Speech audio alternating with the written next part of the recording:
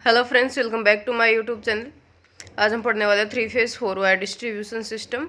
3 phase 3 wire 3 phase 4 wire distribution systems जो होते हैं हमारे, जो कंज्यूमर एंड तक जो सप्लाई हम यूज़ में लेते हैं वहाँ पर, तो वो सारा सिस्टम होता है जो ट्रांसमिशन से जो पावर लेकर कंज्यूमर एंड तक पहुँचाता है, वो सारा हमारा डिस्ट्रीब्यूशन सिस्टम कहलाता है। तो उसका एक पार्ट है, एक टाइप है 3 फेज 4 वायर सिस्टम। तो 3 फेज 4 वायर सिस्टम किस तरह से यूटिलाइज करते हैं, किस तरह से डोमेस्टिक सप्लाई लेते हैं, किस तरह से सिंगल फेज लेते हैं, किस तरह से 3 फेज लेते हैं, और किस तरह से कनेक्टेड होते हैं आपके सारे हाउसेज, और कौन सा ट्रांसफॉर्मर हम डिस्ट्रीब्यूशन में यूज़ में लेते हैं, वो सारी चीज़ें यहाँ पे डिस्कस करेंगे विद डायग्राम। ठीक है, तो डायग्राम से हम डिस्कस करेंगे। सिंगल लाइट डायग्राम जो है अपना जो बना होता है, उसके हिसाब से जिस भी चीज़ के बारे में अपन डिस्कस करेंगे वो सारा डायग्राम के थ्रू करेंगे। तो चलिए स्टार्ट करते हैं। अगर पहले वीडियोस नहीं देखे हैं तो चैनल पे जाके देख सकते हो और चैनल को सब्सक्राइब कर लीजिए। तो आज का अपना टॉपिक है 3 फेज 4 वायर डिस्ट्रीब्यूशन सिस्टम। तो यहाँ पे आप देख सकते हैं एक सिंगल लाइन डायग्राम है जिसके अंदर R Y B and neutral 4 wire हैं। 3 फेज सिस्टम है ये। 3 फेज एंड 4 वायर सिस्टम है, मतलब 3 तो फेज है और एक न्यूट्रल है आपका।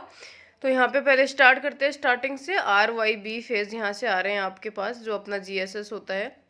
अब अपने डिस्ट्रीब्यूशन सिस्टम के अंदर जो है दो चीज़ें होती है, एक आपका होता है फीडर, ठीक है, एक तो पार्ट होता है फीडर होता है आपका, ठीक है, दूसरा पार्ट होता है आपका डिस्ट्रीब्यूटर।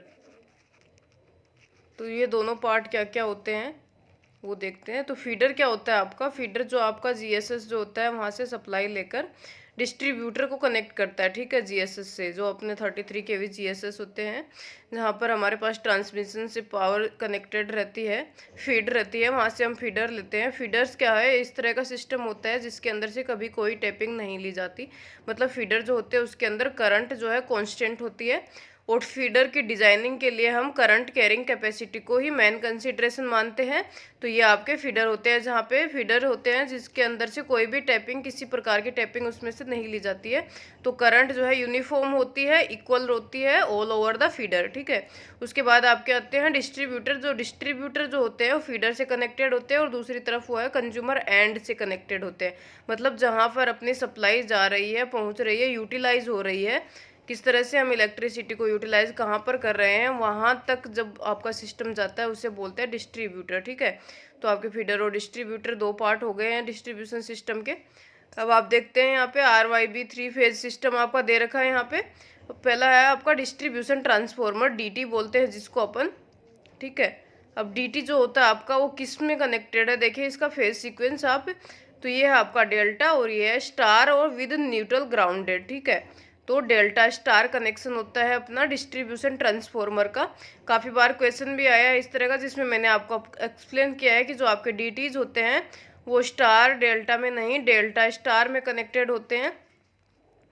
क्यों कनेक्टेड होते हैं, क्योंकि स्टार साइड जो है आपका कंज्यूमर साइड में जा रहा है, और अगर कोई भी सर्कुलेटिंग करंट होती है वो आपके सिस्टम को नुकसान कर रही है यहाँ पे।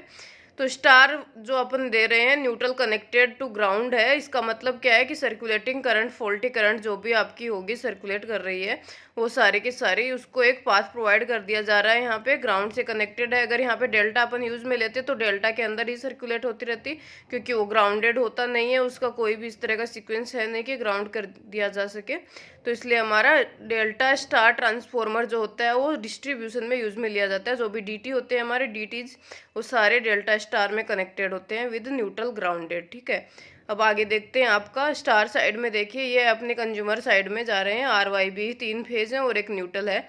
अब पहले अपन हाउस वायरिंग की बात कर रहे हैं सिंगल फेज सिस्टम के लिए, 3 फेज सिस्टम के लिए भी बात करेंगे। तो पहला अपना क्या है, सिंगल फेज सिस्टम है। सिंगल फेज सिस्टम में क्या चाहिए अपन को, एक फेज चाहिए और एक न्यूट्रल चाहिए, क्योंकि सिंगल फेज सिस्टम है ना।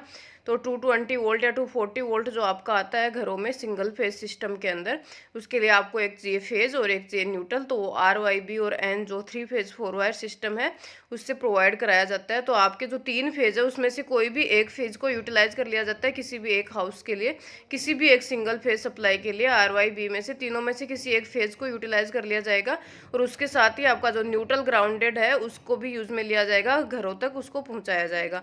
तो आप देख सकते हैं पहला आपका हाउस नंबर 1 है, तो उसके अंदर आपका फेज ले रखा है, बी फेज ले लिया है, यहाँ से देख सकते हैं आप, जो यहाँ पे मैं रेड मार्क कर रही हूँ, ठीक है।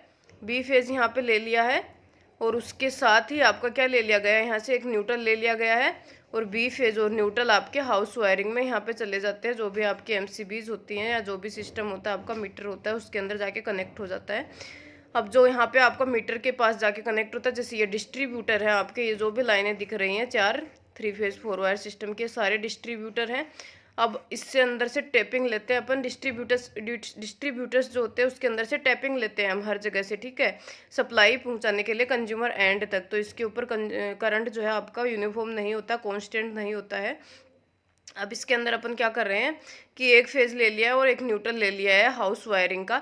तो जो फेज आप यहाँ से ले रहे हैं, जो न्यूट्रल आप यहाँ से ले रहे हैं, तो जो भी आपका सिस्टम है इसको अपन क्या बोलते हैं, सर्विस मेंस बोलते हैं, ठीक है। सर्विस मेंस का क्या मतलब है, जो घरों के अंदर आपके केबल आ रही होती है उसको अपन बोलते हैं सर्विस केबल, सर्विस मेंस। जो आपका डिस्ट्रीब्यूटर है उसे टेपिंग लेके अपने जो सप्लाई जहाँ पे कंज्यूम हो रही है इलेक्ट्रिसिटी वहाँ तक का जो भी सिस्टम है उसे अपन बोलते हैं सर्विस मेंस, ठीक है। और ये केबल जाकर कनेक्ट हो जाती है आपके घरों में जो इलेक्ट्रिसिटी मीटर लगे हुए होते हैं उनके अंदर।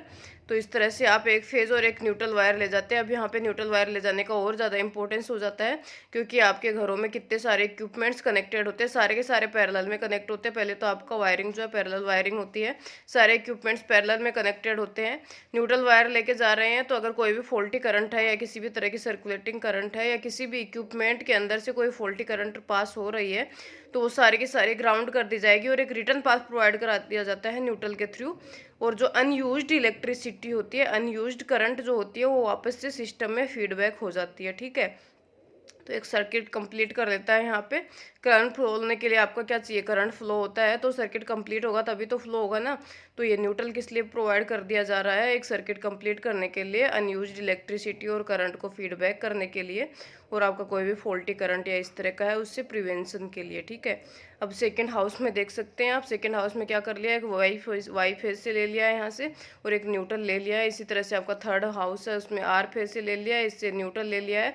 सारे फेजेस जो है उसके ऊपर लोड बैलेंस करके चलते हैं। तो इसी तरह से आपके जितने भी हाउसेस कनेक्टेड हैं उस सब के अंदर हर एक फेज से एक फेज ले लिया जाता है और एक न्यूट्रल ले लिया जाता है और कनेक्शन आपका दे दिया जाता है। ये है आपका single phase system. Single phase में जो सप्लाई आती है वो 3 फेज डिस्ट्रीब्यूटर्स के थ्रू सिंगल फेज करके अपन वो सिंगल फेज यूज में ले रहे हैं।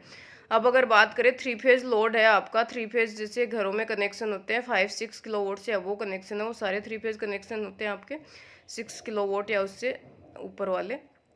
और आपका जैसे फैक्ट्री है या कोई भी जैसे आरओ प्लांट्स होते हैं आपके, या किसी भी तरह का लोड होता है जो कॉमर्शियल लोड होता है उसके अंदर आप 3 फेज सप्लाई यूज़ में लेते हैं। अगर आपका 5 किलोवाट से ज़्यादा लोड है यहाँ पे तो आप देख सकते हैं कि एक 3 फेज फैक्ट्री लोड यहाँ पे कनेक्टेड है। 3 फेज फैक्ट्री लोड कनेक्ट है तो वो भी उसी डिस्ट्रीब्यूटर से कनेक्ट करेंगे, क्योंकि एक ही डिस्ट्रीब्यूटर आता है अपनी तरफ में, जो भी अपनी लोकेलिटी होती है उसके अंदर एक ही डिस्ट्रीब्यूटर से सबको सप्लाई होती है। तो उसी से सिंगल फेज सप्लाई जाती है, उसी से 3 फेज सप्लाई जाती है अपनी। तो 3 फेज फैक्ट्री लोड है, इसको कनेक्ट करने के लिए क्या करेंगे अपन, तीनों फेज यूज़ में ले लेंगे और एक न्यूट्रल यूज़ में ले लेंगे। इसी तरह से कोई और कॉमर्शियल 3 फेज कनेक्शन है, 3 फेज लोड है, उसके लिए भी अपन इसी तरह से आपका जो है 3 फेज यूज़ में लेंगे और एक न्यूट्रल यूज़ में लेकर आपका मीटर जो है वहाँ पे चला जाता है। और इसी को सर्विस मेंस बोलते हैं। ये 3 फेज सर्विस मेंस हो जाएगी या सर्विस लाइन है, और ये सिंगल फेज वाली हो जाएगी आपकी हाउसेज के लिए या जहाँ पर आपको सिंगल फेज सप्लाई की ज़रूरत होती है। तो ये अपना डिस्ट्रीब्यूशन सिस्टम एंड कंज्यूमर का है, जहाँ पर आपको सप्लाई यूज़ में लेनी है, इलेक्ट्रिसिटी को यूटिलाइज करना है, ठीक है। इलेक्ट्रिसिटी क्या है, एक इलेक्ट्रिकल एनर्जी है अपने जिसको अपन यूटिलाइज कर रहे होते हैं, वही है आपकी इलेक्ट्रिसिटी। इसके अलावा तो कुछ है नहीं इलेक्ट्रिसिटी। तो यही है आपका जो कंज्यूमर एंड पे जो अपना सिस्टम होता है वो किस तरह से कनेक्टेड होता है, 3 फेज 4 वायर सिस्टम को कैसे यूटिलाइज करते हैं, सिंगल फेज सप्लाई कैसे लेते हैं और 3 फेज सप्लाई कैसे लेते हैं, वो सारी चीज़ें यहाँ पे देख ली हैं। सिंगल फेज भी उसी डिस्ट्रीब्यूटर से लेते हैं, 3 फेज भी उसी डिस्ट्रीब्यूटर से लेते हैं, और आपकी सर्विस मैंस हो गई है, फीडर हो गए हैं और डिस्ट्रीब्यूटर्स हो गए हैं, ठीक है। इसके बाद आपका सर्विस मैंस जो है मीटर में जाके कनेक्ट हो जाता है। जो भी इलेक्ट्रिसिटी मीटर्स इंस्टॉल्ड होते हैं आपके प्रोमाइसेस में, वहाँ पे आपकी सर्विस मेंस कनेक्ट हो जाती है, वहाँ से आप पूरे हाउस में सप्लाई देते हैं। हाउस वायरिंग जो है आपकी पैरेलल में कनेक्टेड होते हैं सारे इक्विपमेंट्स। तो इस तरह से आपका सिस्टम चलता है एंड कंज्यूमर तक। उससे पहले का जो सिस्टम है वो नेक्स्ट वीडियो में पढ़ेंगे। तो आज के लिए इतना ही। अगर वीडियो यूज़फुल लगे तो चैनल को सब्सक्राइब करें, वीडियो को लाइक करें और आने वाले वीडियोज़ के लिए बेल आइकन प्रेस कर लीजिए। Thank you so much and have a nice day.